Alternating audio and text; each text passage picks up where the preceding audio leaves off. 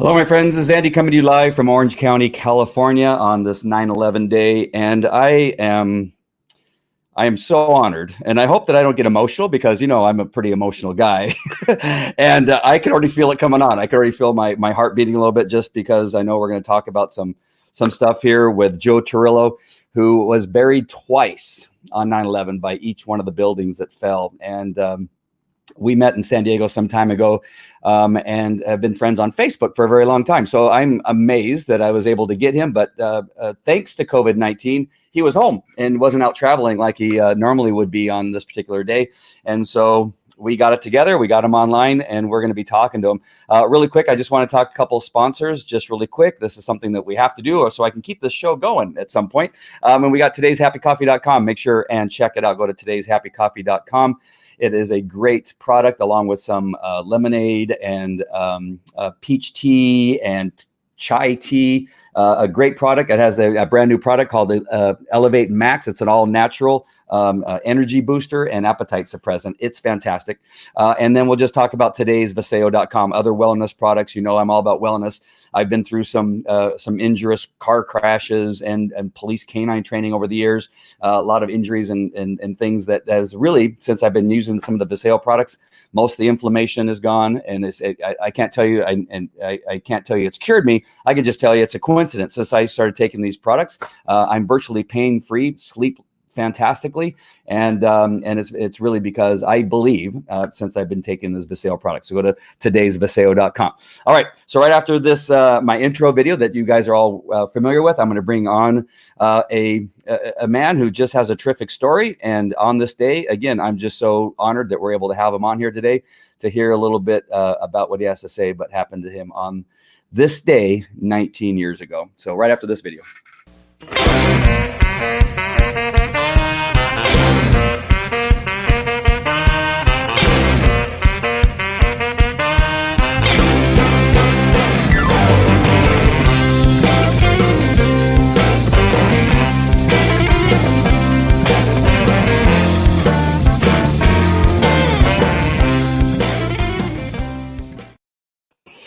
Joe Torillo, how are you? Hi, Andy. How's everything out there in California? I've been watching very closely all those wildfires you guys been having, and I'm starting to wonder, is there anything left to burn out there? Yeah. Thank God it's a really big state. But yeah, they're all like around us, north of us, south of us, and a little bit east of us. But here in Orange County, we're fairly safe. One year, several years ago, maybe about 10 years ago, 15 years ago, a fire actually did come pretty close to our home. But since then, nothing. But thank you. I appreciate that, considering what we're here to talk about, which is your story in regard to 9/11. One of the things I found interesting, I have a couple questions for you before 9/11, but one thing I found interesting is that when you joined me in the lobby before we started this broadcast, you were watching documentaries. I find that kind of interesting. You know what, Andy? This day just brings back so many memories. And again, I'm never really here on the East Coast where I reside. I'm usually traveling somewhere around the United States every single year on this time of year, on September 11th and the week before, the week after. I feel this obligation to oblige other people in other little towns and other big cities and other states to personalize their 9/11 event because they feel so strongly by keeping the memory alive for all of those here in New York. And so once again, I'm never really home on this day, but being that I was home because of the COVID-19 pandemic, I decided that I would take some time out today and kind of kick back a little bit and just watch all the documentaries. I've seen so many of them, so many I haven't seen. And in a lot of the documentaries, I know a lot of the people, and I love to hear everybody else's story because I want to see how close it parallels my experience, what they were talking about as they're being interviewed. Yeah, well, it was really interesting to hear you say that you were doing that. I'm going to take you back before 9/11, actually. I hope you don't mind. But also, I want to tell the people that are watching, feel free to please comment and list your comments in there. If you have any questions for Joe, please go ahead and put them into the comment section. But at least let us know where you're watching from, and maybe even write a little something about where you were. I remember being on the 91 freeway here in California, leaving my house in Riverside, going to work at Anaheim Police Department. I was working in the detective bureau, and I was listening to Howard Stern. And listening to an interview, and then he got on and says, "Hey, I just heard that a plane flew into one of the buildings," and I will never forget it. The rest of the day is kind of just like surreal. I remember every second of getting out of my car, listening to the radio, going up to the detective bureau. We had it on the television, so it was. It's just one of those days, like everybody else, that you kind of remember where you were on that day. But before that, Joe, if you don't mind, what were you doing before you went to work? I wanted, what was going on at home, not getting too personal and that kind of stuff. But, the reason I think about this is because, did you leave your house and tell your wife and your kids that you love them? I mean, is that, because I think that's one of the things I would be upset about if I was buried. What was going on at home before you left? If you don't mind. Andy, I left for work much earlier that particular morning because it was going to be a very special day for me, for New York, and also for the New York City Fire Department. And the story of which I'm about to tell you, you'll understand why I'm saying this. I was actually going to a big press conference that morning at 9 o'clock in Rockefeller Center, and I was working with a company called Fisher Price Toys. I'm sure that you heard of a company called Fisher Price Toys, correct? Mm-hmm.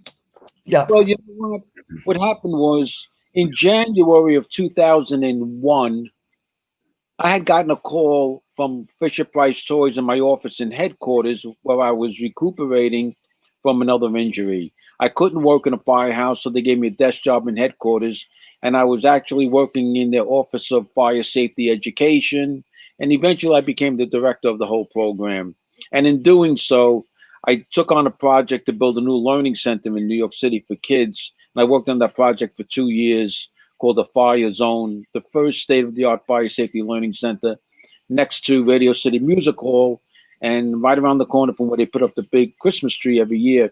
So I co-designed this first state-of-the-art fire safety learning center. We opened in October of 2000. A month and a half later, we got nominated for the Thea Award at the Emmys, and we won this Thea Award, which I didn't even know existed. It was an award for venues of themed entertainment, and we won this prestigious award. That was in November of 2000. And in January, a couple of months later, January 2001, I got a call in my office from a company called Fisher Price Toys. I thought they had the wrong phone number. I said, fire department headquarters. They said, we know, we want to speak to Lieutenant Torillo. I thought maybe they opened up a new office in Manhattan. Maybe they wanted me to go there and host fire drills. They said, no, it has nothing to do with that. We want to run something by you might be interested in. And I said, okay, what is it? They said, well, do you have some time to speak? And I looked at my watch and said, well, it's 9 o'clock and I work till 6 o'clock. Can you speak for 9 hours? Shoot, what do you got? They said, are you familiar with the Fisher Price Corporation? I said, well, I think it's a household name in this country. They said, no, more particularly, do you know anything about our little action figures we call rescue heroes that kids love? I said, I have 4 little kids. We have tons of Fisher Price products like everybody else in the United States, but I'm not really familiar with these action figures that you're speaking about. Well, let us explain it to you. We have a whole line of action figures. They're little rescue heroes. We have a little police officer called Jake Justice.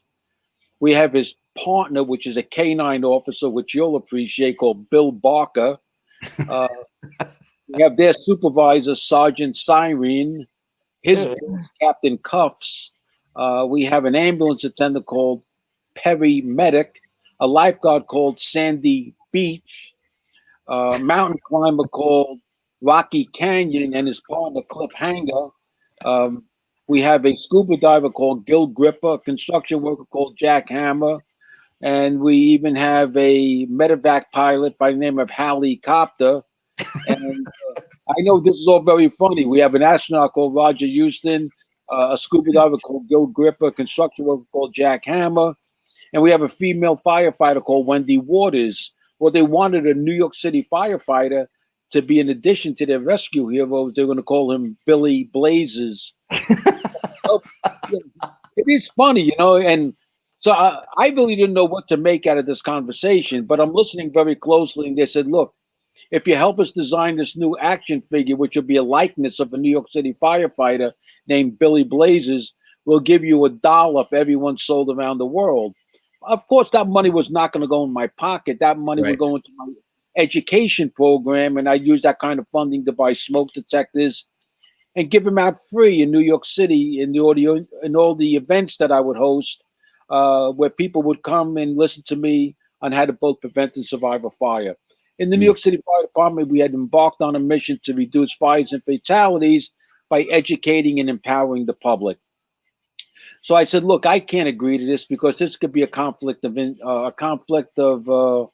what do you call that? A conflict of Conflict of interest. Yeah. yeah, conflict of interest, exactly." So anyway, we ran it by the mayor's office in New York City with Mayor Giuliani, and Mayor Giuliani figured out a way on how we can enter into this partnership with a private company, being a city agency, and to be able to get some revenue from them. It's kind of like taking money from your left pocket and putting it into the right pocket without getting arrested, right? Right. Law- Right. Lawyers just know how to do this stuff. So in any event, we proceeded with this partnership with Fisher Price Toys, and in the end of January of 2001, I set up a big meeting in my office and headquarters with the artists and illustrators, toy designers, and all their executives. And for a whole day, as I'm speaking about what a firefighter looks like with his firefighting clothing called bunker gear, all his tools and equipment, his air tank and his mask, and all the other stuff that we carry. The artists and illustrators had art pads on easels with crayons and markers, and as I'm speaking, they're drawing. And at the end of the day, they have this new action figure fully sketched out on their art pad, a New York City firefighter called Billy Blazes. Well, they took the artwork and they went to the factory, and it took 6 months from January of 2001 to July of 2001 to make the first mold and prototype. And they called us up in the first week of July of 2001. They were very excited. They says, "Hey, we got the mold, we got the prototype. We want you to look it over before it goes into mass production. Can we set up another meeting?" And I said, "Sure." So a couple of days later, we had another big meeting in headquarters, me and all my bosses and assistant commissioners, and we looked over this little prototype and mold. And there were certain things that we thought they should kind of change and tweak a little bit if in fact he was going to be specifically a likeness of a New York City firefighter. Not that we're any different or better than any other firefighter, but there's certain things about a New York City fireman that are kind of signature, for lack of a better description. Well, I can tell you, I played ice hockey against some New York firefighters, and they were different than any other team that we played. Okay, so there you go. So, I get it, right? So, one of the executives, a woman by the name of Lori Oravec, that works at Fisher Price, I had developed a nice friendship with her over this 6 month process of developing the mold and prototype. And she said, "Joe, let me ask you something. What are some things that are signature about a New York City firefighter?" And I started thinking, I said, "Well, Lori, there are certain things that I can't tell you, but there's certain things that I can tell you." She said, "Well, tell me the things that you can tell me." I said, "All right." I said, "We have big mustaches and we smoke cigars." So she said, "Well, we're not going to put a cigar in Billy Blaze's hand." And she took out a black Sharpie, a magic marker, and she drew a big mustache on Billy Blaze's. She says, "Joey needs to look more like you." And they remolded Billy Blazes with the other changes that we recommended and the big mustache. And that took about 3 weeks. And we set up another meeting. And now they had the remolded Billy Blazes with the changes. And I have them here right now. Oh, wow. That is so cool. That's the new Billy Blazes Rescue Hero from Fisher Price Toys. That looks like you. Hey, listen, I've been accused of a lot of things, but good looking was never one of them. So I'm not uptight about that. But in any event, so now we looked it over. We agreed to go into mass production, and the Fisher Price executives were really excited. I was acting excited. Truthfully, I didn't think that this was really that big of a deal, but we were going to get some revenue out of it. So I was playing along like I thought, that this was like the best thing that ever happened since sliced bread. I mean, Yeah. that's a part of trying to develop a nice relationship when you're trying to get something out of people. And they said, okay, look, we want to have a big press conference in New York City. Where can we have a press conference? Well, I was coming upon the first anniversary of the opening of my learning center. I said, why don't we do the press conference at the Fire Zone? They said, what's that? I said, it's a new children's learning center I co-designed. We opened last October. We opened an Emmy Award, and it's in the heart of Rockefeller Center. And they said, oh my God, could we really do it there? I said, of course, I'm the director. They says, oh my God, this is getting better and better. We're going to introduce the new children's rescue hero at the new Children's Fire Safety Learning Center in the heart of Rockefeller Center. And they says, okay, we know where we'll do the press conference, but when? Well, this was the end of July 2001. I said, let's do it in October. And they said, why? I said, October's Fire Prevention Month. It's very apropos to this project. This is, oh, that's a great idea. It's a natural tie to what we're doing, but it's too close to Christmas and the holiday season. We need to get Billy Blazes on the mark a little bit sooner. Well, October was too distant for them, and this meeting was the end of July 2001, and I couldn't think of another date in between that was appropriate, and I was kind of brainstorming. And I said, 911 is the emergency phone number in New York City. Why don't we first time have a 911 themed safety day and talk about how to prevent fires, how to survive fires, and also we'll introduce the new rescue hero, Billy Blaze, the New York City firefighter. And they says, oh my God, that is such a great novel idea.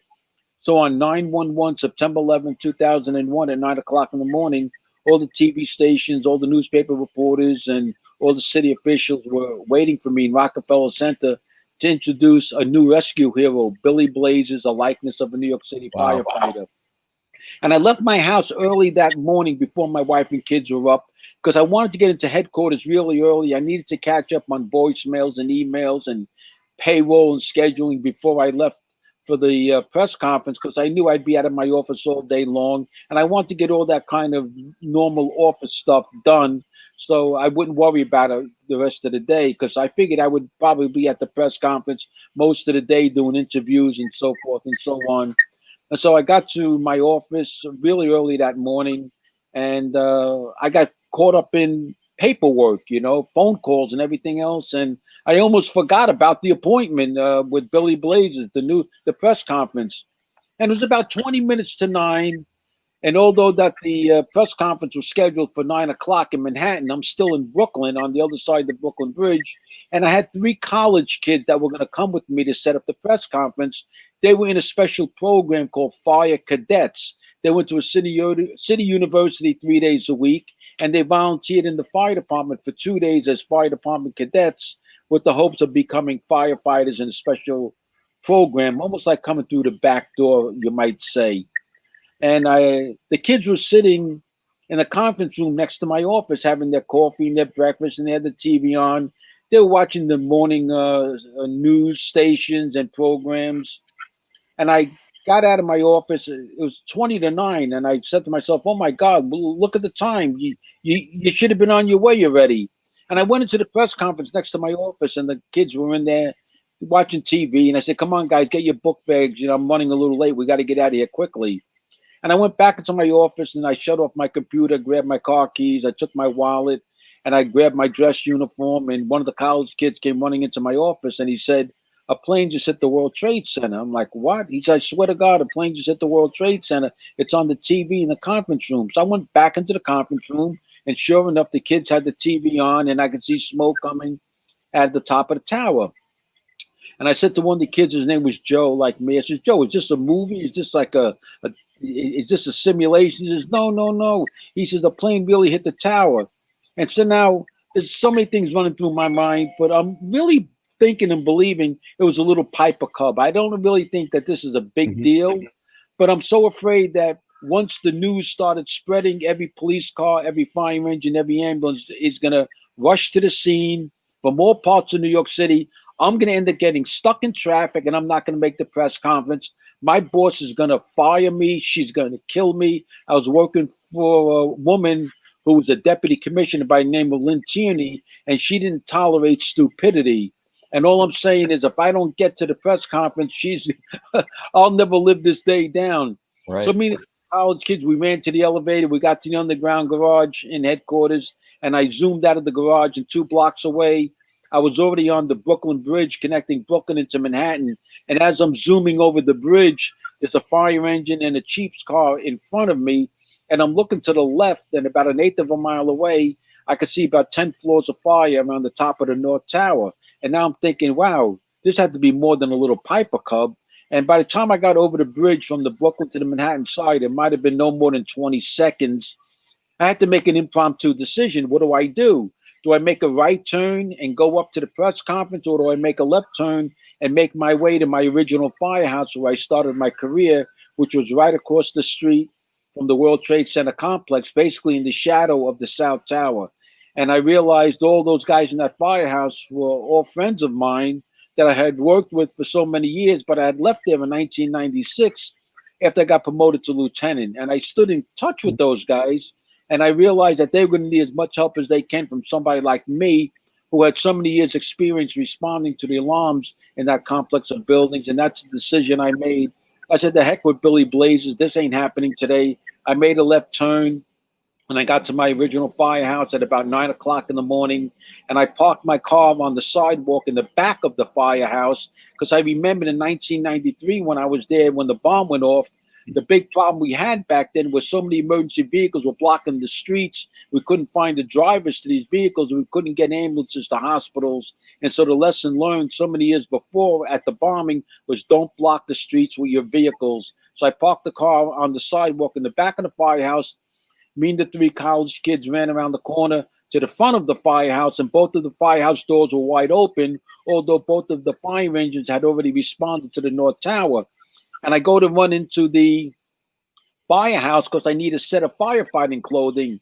I'm going to take off my dress uniform. I'm going to borrow a set of firefighting clothing from another fireman who's off duty. But it was hard to get into the firehouse, even though the doors were wide open, because people were laying all over the floor of the firehouse. People that were walking around the circumference of the Twin Towers got hit with jet fuel, pieces of the building.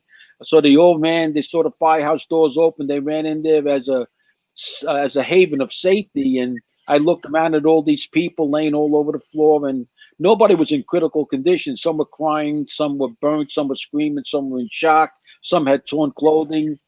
And I told the 3 college kids that were with me, who had become emergency medical technicians in the program we were running for them as fire cadets, I said, treat these people as best as you can. Get on the phone. If they want to go to the hospital, call ambulances. I said, stay here. I'll be back later. I don't know when I'm going to be back. I said, I might not ever be back again. And I took a helmet, of boots, gloves, pants, jacket from another fireman off duty by the name of Tommy McNamara. He was off duty. He was home. I took his firefighting clothing, and I ran out of the firehouse to the North Tower. But I had to pass the South Tower in order to get to the North Tower. Let me just interrupt you for just 1 second, because you're telling a great story, and I like all the connections between the two things. But you're hitting on something that not everyone may understand. Okay. With first responders, in that when we see something that we can, as it's getting more and more dangerous, and now you're seeing people that are actually hurt from this plane flying through, is there a conscious decision that I'm a firefighter, I got to go inside, or like many of us, again, I was a police officer, that running towards danger, is that just like, is it just in us to run towards this thing that we can see? This is actually injuring people, but yet we're not caring and we're running towards it. What was it, a conscious decision because you're a firefighter, or just who you are as a person? Well, I think really because as a firefighter, you happen upon a scene of the biggest incident that you've ever seen, the biggest incident that anybody's ever seen. A million things are running through your head, but as a firefighter, although you're going to be one of 1,000 there that day, you have to do whatever you can do. And because I worked in that firehouse for so many years before I left there in 1996, out of many of the firefighters that responded, I had so much more knowledge and experience with that complex of buildings. The World Trade Center was more than the Twin Towers. There were 5 other buildings. It was a 7-building complex. And I spent the bulk of my career responding to the alarms in all those buildings. So I felt way more compelled to spring into action because I knew so much more about those buildings than the other responding firefighters from the outskirts of New York City. And of course, as a firefighter, it didn't matter whether you knew those buildings or not, or whether a police officer or an emergency medical technician. You're in the middle of the biggest incident in recent memory on American soil, and you just do what you're trained to do. I mean, Yeah. you could understand that if you were there. At this point, do you have a radio and a way of communicating with people that are there? So do you know where to go? Or are you just running on instinct that you're going to go to where you think they need you most? Well, my instinct is this here. My instinct is that I'm running to the North Tower, which is the one that was struck, right? So now, as I'm running to the North Tower from my firehouse, I had to physically run past the South Tower to get to the North Tower. And as I'm running past the South Tower, the second jet came right over my head. I was right underneath it. And now I'm saying to myself, oh, this is a terrorist attack. The second thing I said was that everybody on the top of the towers are going to die. I knew right away we could never get to them and they were never going to get down. And the third thing that I said to everybody I encountered around the circumference of the towers was that the buildings are doomed to collapse. And people were looking at me. They're saying, people couldn't understand, why was I saying that? It didn't sound logical. How could this possibly be? You see, nobody knew. Long before I was a firefighter, I went to college and I was taking architecture and engineering courses. That's what I was supposed to do with my life. I wanted to actually go into the construction industry, which is my real passion. I wanted to build high-rise buildings, and that's what my college degree is in. And when I was in college, two of my professors were working for the concrete contractor on the Twin Towers. So they could take us on a school trip as engineering students to study those towers when they were going up. And I remembered being there on those school trips as an engineering student, looking at the structure of the towers and asking our professors, where's the rest of the steel that's going to hold these buildings up? And they said, no, that's it. This is a new lightweight novel design. So all those memories came back to me on the morning of September 11th that gave me the ability to make the assessment that these buildings were doomed to collapse because they were so relatively lightweight and flimsy, but nobody wanted to listen to me. And it's not like we had a round table and sitting down and discussing it. Yep. You know, like everybody was trying to do, we're all trying to do as much as we can, as well as we can, as quickly as we can. And even though you felt strongly that these buildings were going to be coming down, you still went to the buildings. Well, you know what? Exactly. I mean, I knew I had a job to do, and I knew I had to live up to a vow that I had taken 20 years before when I became a firefighter in New York City, when I stood in front of a mayor with 124 other young guys, and on the oath of office on becoming a firefighter, we raised our right hand and we vowed that we'd be willing to lay down our life so that somebody else might live in the discharge of our duties on becoming a new firefighter in New York City. And I realized on that morning that I had a big vow to live up to. And that's just what you do. I mean, police officers do it all the time. Firefighters, emergency medical technicians, people in the military do that. You live up to a vow, you know what? And that's just what you have to do. All right. So now there you are. You're running towards the building. And what's next for you? Well, so I passed the South Tower at that point. The huge fireball came down after the second jet struck. I turned around. I made it back into the firehouse. I was only about 50 feet away, and that huge fireball hit the street right where I was standing from the second jet. I would have been killed right there. And then I told the people inside the firehouse, the civilians that were laying on the floor, the three EMTs, I said a second jet just struck. We're under a terrorist attack. I told the three kids, don't leave this firehouse. I'll be back late. I said, I might not ever be back again, but don't leave this firehouse. And I ran back out of the firehouse and I ran to the North Tower and had everything that I needed to fight a fire, except for one thing. I didn't have an air tank. Every fire engine in New York City carries an extra spare tank. Every one of those spare air tanks was gone by another firefighter who volunteered. And because I couldn't find an air tank, I kind of got delayed in going up into the North Tower. And at that point, a lot of ambulances and police cars were rushing to the scene. And of course, now I remembered the chaos on February 26th, 1993, when the bomb went off, and all those memories and lessons learned were coming back to me, that somebody has to take immediate control of the perimeter of the World Trade Center to make sure that the main thoroughfares are left open to get ambulances to and from hospitals. So that kind of delayed me while I was doing that. And I was kind of turning back police officers. I was turning back other fire engines. I was turning back other ambulances way away from the complex because I knew the buildings would collapse and I didn't want them caught in the collapse. The ones I was really concerned about were the EMTs and the paramedics. I knew that when those buildings collapsed, but I didn't think they were going to collapse about 3 o'clock in the afternoon. I thought we had about 5 to 6 hours to evacuate the towers and the surrounding buildings before they came down, but I was wrong. In 55 minutes, less than an hour, the second tower struck, already came down. And at that point, I was evacuating the ambulance crews away from the circumference of the World Trade Center complex because I knew at the end of the day, they were going to be the ones that we needed most. So when you look back at the day of September 11th, this was not a firefighting incident. Matter of fact, we didn't even get a drop of water on that fire. With Wow. the most amount of firefighters ever in one scene, not one drop of water was put on that fire. This was strictly, for the most part, an emergency medical scene, and that's really what it came down to: evacuate and treat people medically and get them to hospitals. Yeah, it seems like a good idea about the ambulances, because if they get lost in the rubble, how are you going to transport people? So I think I'm not sure if that's what you're thinking, but I'm just thinking those are some of the things that need to be a little bit distanced, because if there is some trouble, either with traffic or with rubble, you're not going to be able to get people out of the scene that need to be helped. So what's happening next?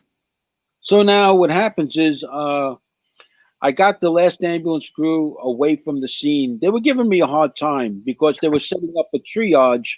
Triage is like an initial treatment area. Like if you go to a hospital into the emergency room, they put you in triage, and triage they prioritize the people that are in the emergency room. So if I was in the emergency room because I had let's say a bee had stung me, and then you come in with massive chest pains, they're going to take you ahead of me, right? That's what triage does. So medical technicians and paramedics were setting up a triage in the lobby of the towers, which was obviously the best place to do it, really, if the buildings weren't going to come down. But I, knowing the buildings are going to come down, think that that's a bad idea, but they don't want to understand why they have to vacate the lobbies in their triage area. They just can't understand why I'm saying that these buildings are going to collapse. It didn't sound logical. Matter of fact, they said, "We don't work for you. Who the hell are you? Get the hell out of here. You got no authority." And I didn't have really any authority. I just gave myself the authority. When you're an Italian from Brooklyn, you think you can do anything. Right. All right. So what's happening after you've argued with them for a little while? What's going on next? Where do you go? What's the next step? Yeah, I got the last ambulance crew away. And then I was outside the South Tower, in front of it, outside, right underneath it, and I hear a loud rumble and a roar, and I look up, and here comes the building. And I said to myself, "You idiot! You're the one who knew this building was going to collapse, and you put yourself right underneath it." And I realized I had about 10 seconds, probably, to live. And I started running because I saw a footbridge that went over the main thoroughfare in front of the Twin Towers that traversed the main street, where people didn't have to walk across that busy traffic. They can go up a set of stairs, walk across the footbridge, and come down the other side. And I thought if I can make it underneath that footbridge, that perhaps maybe they would find my body or a piece of my body. So I just started running as fast as I can. And now the building's coming down in what we call a pancake type of collapse, one floor hitting the floor below. The buildings were 110 stories high. So one floor hitting the floor below, coming down, boom, boom, boom, boom, boom, boom, boom, boom. And as each floor is hitting the floor below, it's puffing air out, almost like a fireplace bellows. And I'm running, and I feel the air pressure on the back of my neck, and that air pressure is getting stronger and stronger until the air pressure took my helmet off my head, and my helmet was kind of flying through the air in this wind gust. And then the wind pressure got so strong, I think they estimated about 200 miles an hour. I don't know who estimated that. Kind of like a tornado gust. Matter of fact, they just did a big documentary today all about that. It's called The Surfer. It's all about people like me who talk about that strong wind gust and getting caught up in it. And anyway, the wind gust kind of blew me through the air, and then a piece of steel hit me in the back of the head, split the back of my head wide open. Huge slabs of concrete were just hitting my body with every slab of concrete, more and more bones were breaking, and now I got the back of my head split open. My ribs are broken. My arm is broken. I'm bleeding internally. My back and neck is crushed, and I'm suffocating. I'm pinned on all the steel and concrete, and I can't breathe. There's no more air left. And I was buried with all these people. It was darker than midnight under this big dust cloud. You could see nothing but blackness and hear people screaming and crying, please help me, please help me. But I can't move. Nobody could move. We can't see each other. And then after a while, all those screams turned to cries and cries into whimpers, whimpers into silence. I imagine one by one all around me, they had died. And then I was in the middle of all these fires, and I actually prayed that I would suffocate before I burned to death. Wow. I don't even know what to say right at this very second. Was there any communication? Did you actually talk to anybody, or was it just everybody was just yelling and screaming? Well, people were just screaming. I don't know who these people are. I have no idea. Just people. I don't know. It could have been other firefighters. I don't know. It could have been police officers. It could have been emergency medical technicians. Could have been people out on the street. I don't know. You couldn't see anything. It was darker than midnight. There was nothing to see, and there was no more air left. That huge dust cloud separated all the air, and I was actually, again, I was just suffocating from that. And that's what I thought was going to happen. I thought I was going to suffocate, and then I thought I would burn to death. And then eventually they found a void, and they found me. They dug me out, and they put me on a stretcher, and they ran to the shoreline of the Hudson River that separates Manhattan from New Jersey. And boats had come from New Jersey and other parts of New York City into Lower Manhattan with the anticipation of getting people out of Manhattan on the west side. If you got onto the east side of Manhattan, you were able to run over the bridges over into Brooklyn. But on the west side, if you were still there, there was a possibility you can jump on boats and then be taken across the river to New Jersey. There were no cars, no buses, no trains. That was the only two ways of actually getting out of Lower Manhattan that day. So they had me on the deck of a boat, and they were holding my head closed. And I heard them saying that I was going to die if they couldn't get me to a hospital. And then there was another loud rumble and a roar, and everybody started screaming on the boat, oh, my God, here comes the other building. Now the second tower started collapsing, flew across the street towards the river, and millions of shards of glass are raining down on the deck of the boat. Everybody jumped overboard, and I was left all alone. I broke free from the stretcher. I rolled off. I felt a doorway. I jumped into the doorway, ended up diving headfirst into the engine room 10 feet below, and now the North Tower buried the boat on the river, and I'm suffocating all over again, all alone. Oh my God. Were you not drowning? When I've heard the story before, if you're on a boat, what's going on with the water? Well, the boat was rocking back and forth so violently, I thought the boat was going underwater. And my biggest fear ever since I was a kid was to drown. And I thought that was exactly what was going to happen. I thought the boat was going to go underwater, and then I would drown before I suffocated. How did you not? I don't know. This is crazy. The engine room all alone. And after about an hour, when I'm losing consciousness, people were jumping back on the boat, and they came into the engine room and start the motors, and then they found me. And whoever found me, I don't know who it was, because again, it was pitch black again. I heard him scream to the deck above to the captain. He said, there's a firefighter down here. This guy's not going to make it. The captain came down with a flashlight, shined, and says, oh my God, we got to get this guy out of here now. And they were able to get the boat out of Lower Manhattan, and it skipped across the Hudson River, and it stopped somewhere. I don't know where it stopped, but it stopped on the shoreline of New Jersey. Paramedics and EMTs were waiting on the New Jersey side, and they got a long spine board into the engine room. They strapped me to the spine board. They lifted me out of the engine room, and next thing I know, I'm in an ambulance, and then I black out. And then I wake up, I'm in an operating room, but I don't know where I am. I'm in another state.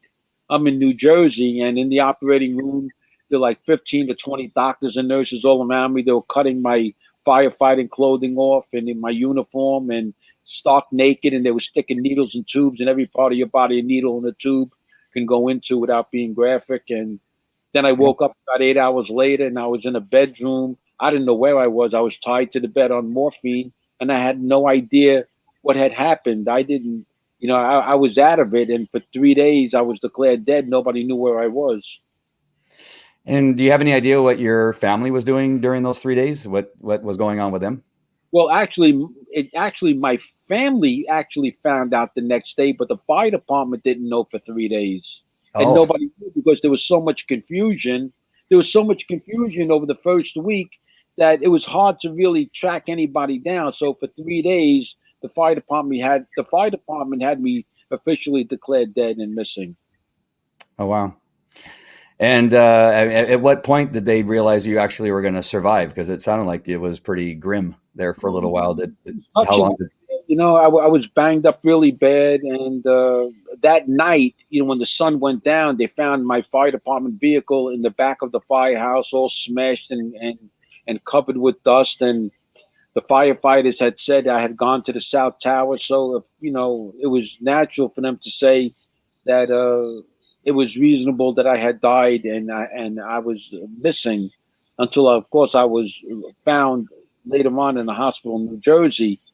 And the following morning, when the sun came up and the rescue and recovery began, people realized for the first time that Superman is not real and Batman and Robin's not real. Hmm. Spider-Man's not real. The only children's rescue hero who ever came to life on September 11th was Billy Blazes. Oh well. This is how the whole day started with a new rescue hero who would actually come to life, and he would come to represent the 343 firefighters that made the supreme sacrifice of their life. And somehow he left me behind to tell the story. Wow, what a story.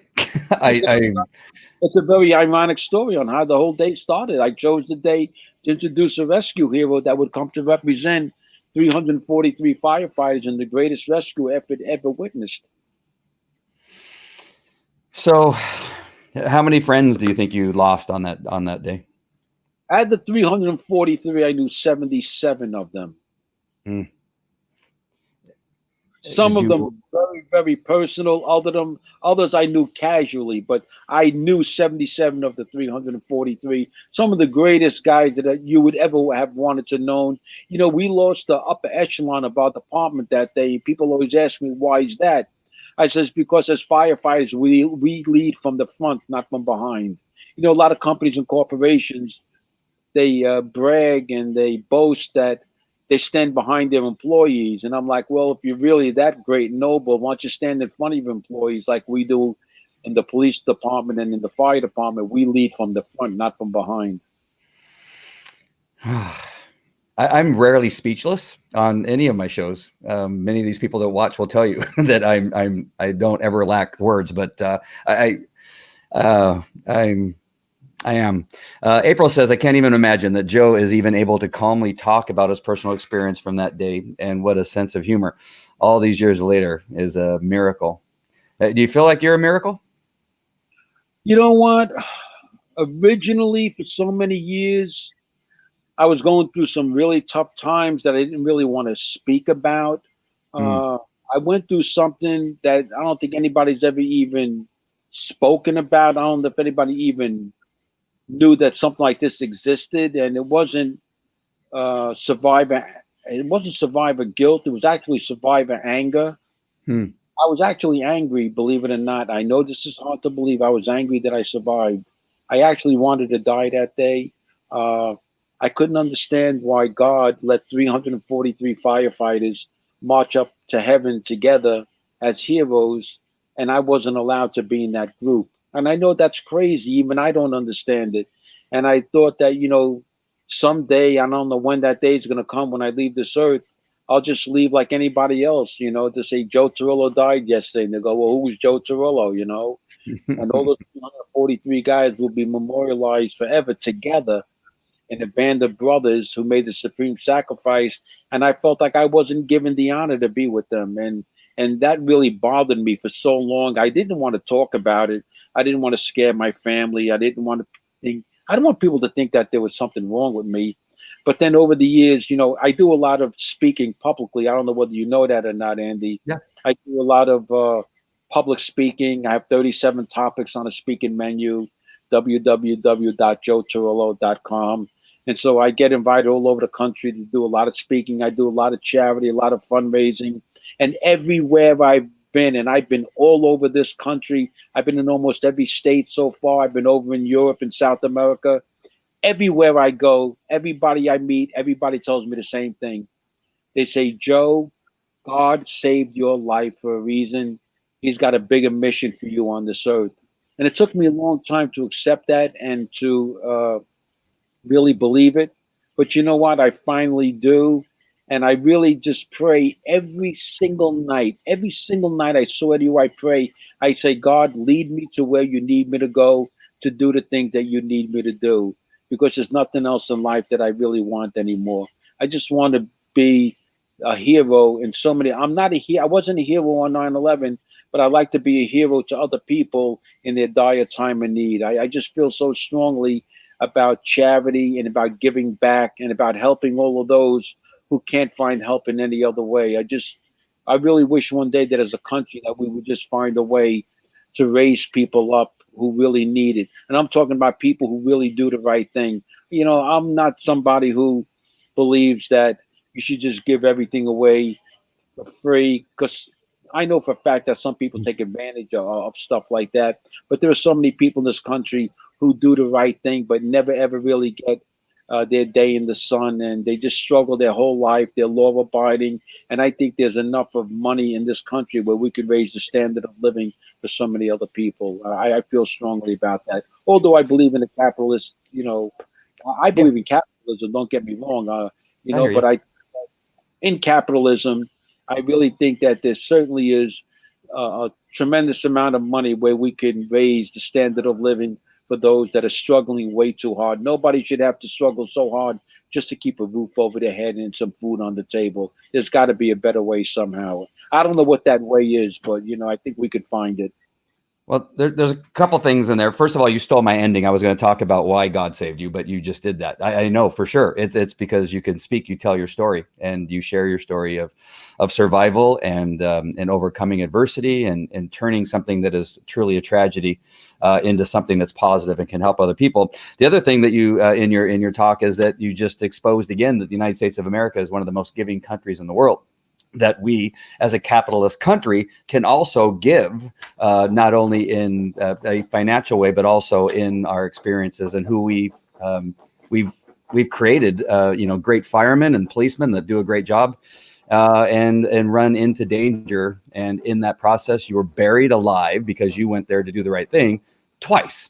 And that's why God saved you. But I do got to ask you, and I didn't ask you off camera about your faith. But as a sex crimes detective, I was really angry at God for a number of years because a number of my cases were involving suspects that were either clergy or part of the church. And I could tell you that I think that I said that I hated God, and I was very, very angry. This story is not about me, but I just know that feeling. What was it? Was there a day that it turned around for you? Was there something that hit you? Did somebody talk to you? Did you talk to somebody at the church? What turned that around from you that you said you pray now every night? So as far as I can tell, your faith is back in God. How did that happen? Well, I'm really glad that you asked that question, Andy. It's a very, very good question. Uh, I went to 12 years of very strict Catholic schooling, which was something very typical when you lived in Brooklyn, New York, because it was a free education back in the day. There was no tuition, and you're going to a private school with a lot of discipline. I went to an old boys Catholic high school, one of the best high schools in the United States, called Bishop Ford. And after 12 years of going through strict Catholic schooling, I graduate, and I didn't have any connection to religion. I just didn't fully understand it. I didn't understand what I was supposed to be getting out of it. A lot of it maybe didn't make sense because uh, I'm somewhat, you might call, an agnostic person. An agnostic person is a person who says, if you show me, I will believe. And I'm that kind of a person. You can tell me something over and over again. At some point, I'm going to say, all right, Andy, show me, right? So when I see, I believe. And so a lot of the stuff that, you're taught in any religion, it's what other people believe, but you don't ever get to see it. And so I was kind of lost for so long in trying to figure out who was I in terms of being a Christian? What was I supposed to really believe in? What was I supposed to feel? and it was all blank. There was nothing there.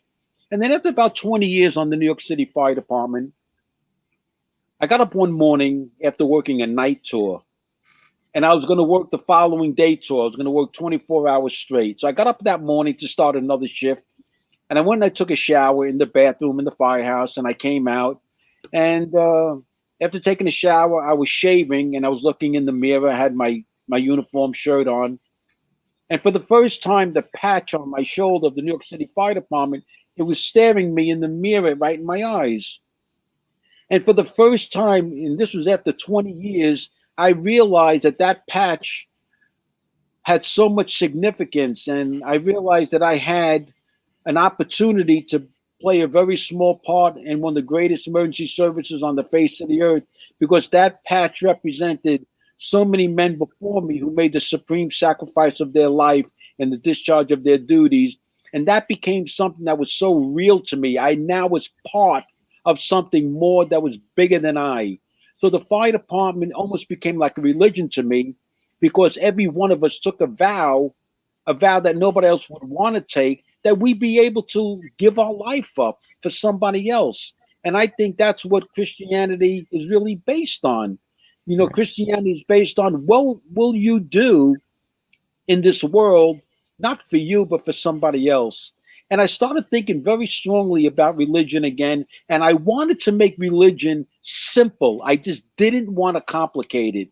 And I took my feelings and I started sharing them with other people who were feeling like me, and people who were going through some issues and trials and tribulations, people that become alcoholics and drug addicts, or people who had made a left turn and never came back again. But they really wanted to come back, but they didn't think that they were worthy of ever coming back into a productive life because of who they were in the past. And one of the things that I want to get out to the public, and I wish people listen to this very closely, I don't care where you've been or where you've gone in your life. If you want to come back again, it's a decision that you make. And you can come back in a minute from now. And when you make that decision, don't put up a picket fence around your life. Don't walk around with the book of rules and regulations. It has nothing to do with that. Come back into a good life again. You don't have to change your personality. Don't be fearful of coming back because now you got to become a different person. No, I'm never going to be a different person. I love telling dirty jokes. I love drinking my beer. I love drinking wine. But you know what? I go out and I do the right thing. I just gave away my speaking fee. $10,000 they pay a speaker every year. I took my speaking fee and I gave it right back to provide cochlear implants for deaf kids. And the organization said nobody has ever given back their speaking fee. I said, I am not leaving here and getting on a plane with this check. I want you to take that money and I want you to provide cochlear implants for those deaf kids. And then I went on the doctor's show in Manhattan. I went on the doctor's show in Hollywood. They flew me out there to help inspire a kid who had no arms and legs. And on the show, I gave the kid's father a $5,000 check out of my pocket. And I'm not a wealthy guy, to provide prosthesis legs for this kid. So what I'm trying to say is I'm not trying to promote myself as this hero or anything. But you know what? If I could do this kind of generosity, I'm not really in a position that I should be doing it to that extent. But you know what? I'm here today. I was never supposed to be here. I was supposed to be in the cemetery, Andy. I could tell you that with the rest of the firefighters and all the other victims. Why God saved my life, I don't really know. But maybe, as people tell me, maybe he's got a bigger mission for me. And I just feel so strongly about living a life really with purpose, but real purpose that's important to me, whether people like it or not. I'm not part of anybody's groups or agendas. I'm just one of these lone wolves out there just trying to do the right thing. Every crucifix I've ever seen, and I've seen many crucifixes, all Catholics and Christians seen them. They wear them on chains on their neck. They see them in the church hanging.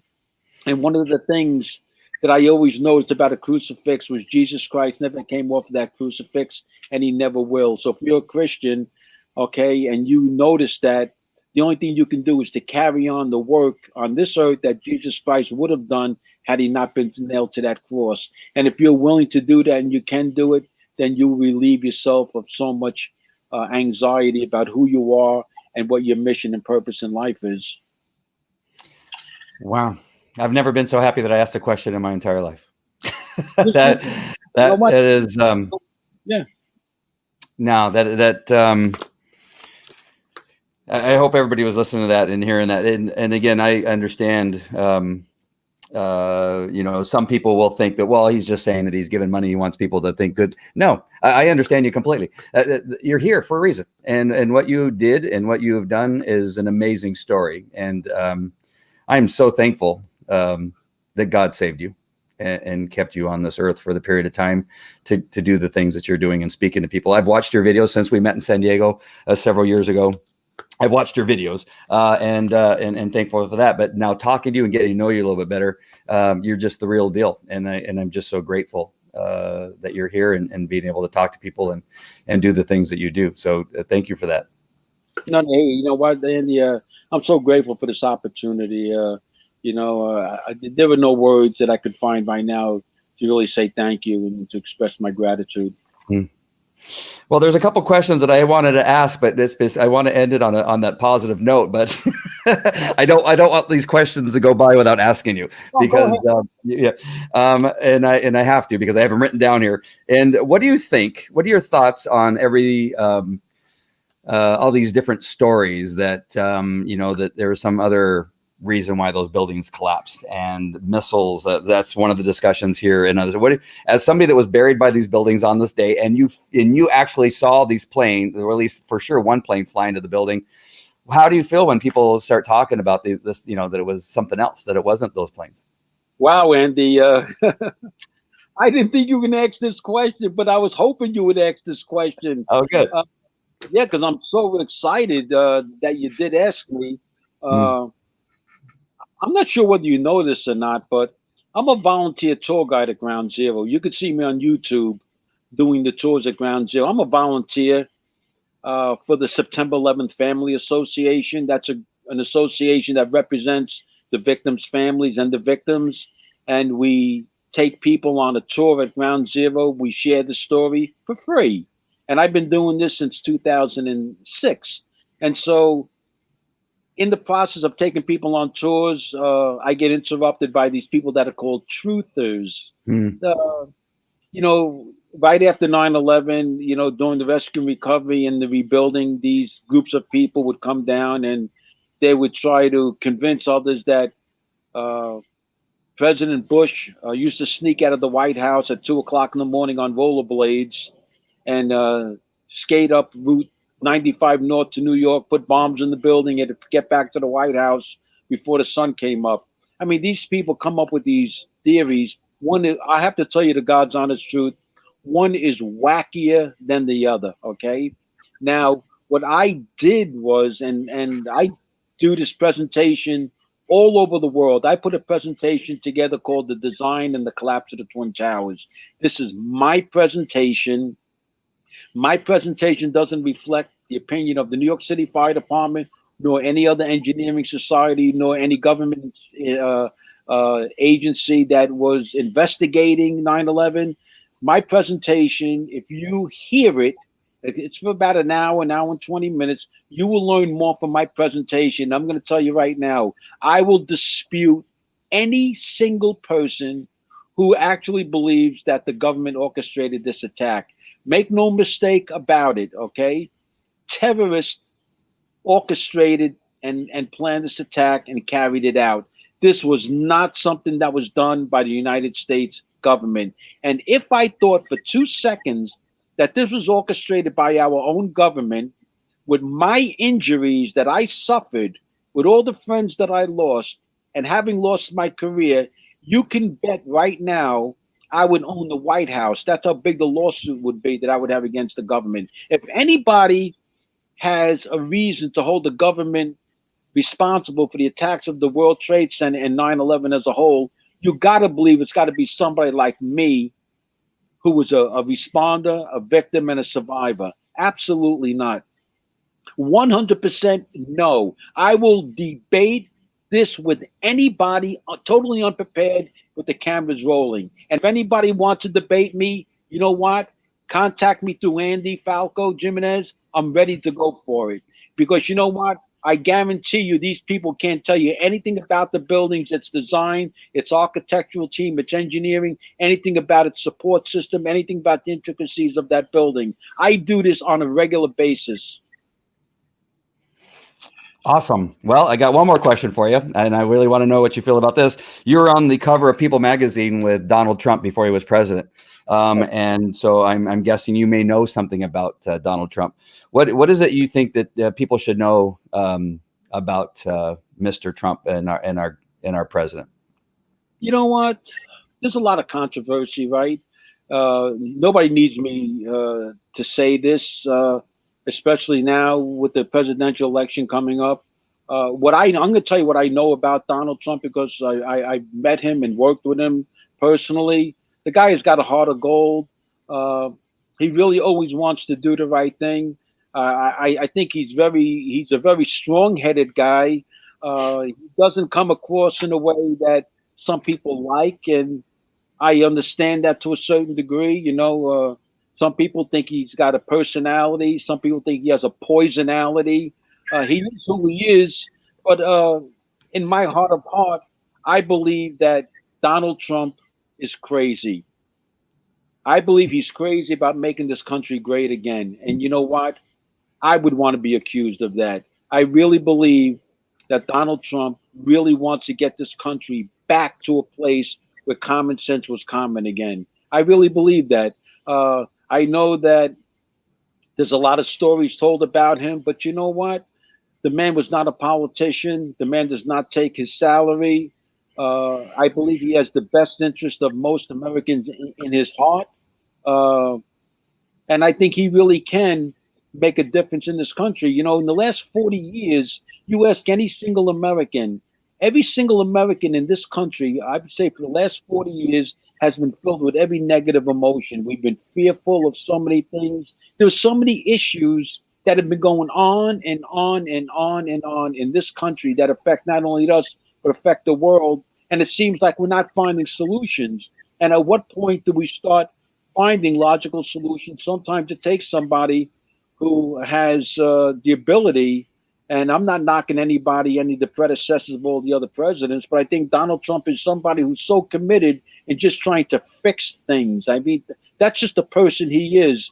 How he goes about it, we might not all agree with it. There are times where people, even like me, who has supported him, would just say, "Hey, Donald, like, can you just like cut the nonsense out now?" And but then again, on the other side of the coin, ever since he's become president, it seems like to me and a lot of other people feel the same way, that they don't want to give him a chance for whatever reason. It seems that way.